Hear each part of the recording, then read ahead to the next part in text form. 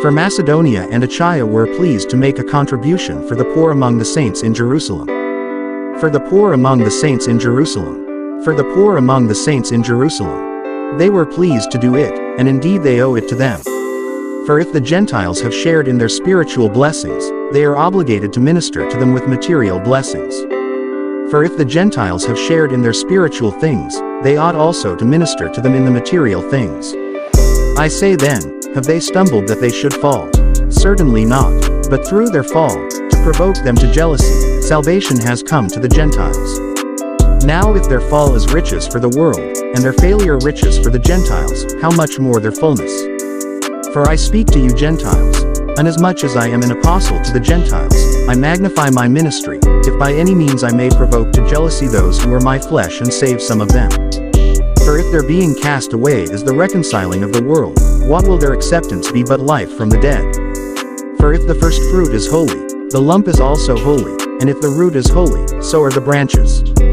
And if some of the branches were broken off, and you, being a wild olive tree, were grafted in among them, and with them became a partaker of the root and fatness of the olive tree, do not boast against the branches. But if you do boast, remember that you do not support the root, but the root supports you. You will say then, branches were broken off that I might be grafted in. Well said. Because of unbelief they were broken off, and you stand by faith. Do not be haughty, but fear. For if God did not spare the natural branches, he may not spare you either. Therefore consider the goodness and severity of God. On those who fell, severity, but toward you, goodness, if you continue in his goodness. Otherwise you also will be cut off.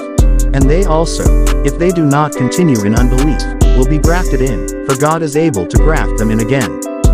For if you were cut out of the olive tree which is wild by nature, and were grafted contrary to nature into a cultivated olive tree, how much more will these, who are natural branches, be grafted into their own olive tree? And they also, if they do not continue in unbelief, will be grafted in, for God is able to graft them in again. For if you were cut out of the olive tree which is wild by nature, and were grafted contrary to nature into a cultivated olive tree, how much more will these, who are natural branches, be grafted into their own olive tree? The Lord be magnified. The Lord is our portion. The Lord he is God and there is none other. Glory to God in the highest. Worthy is the Lamb.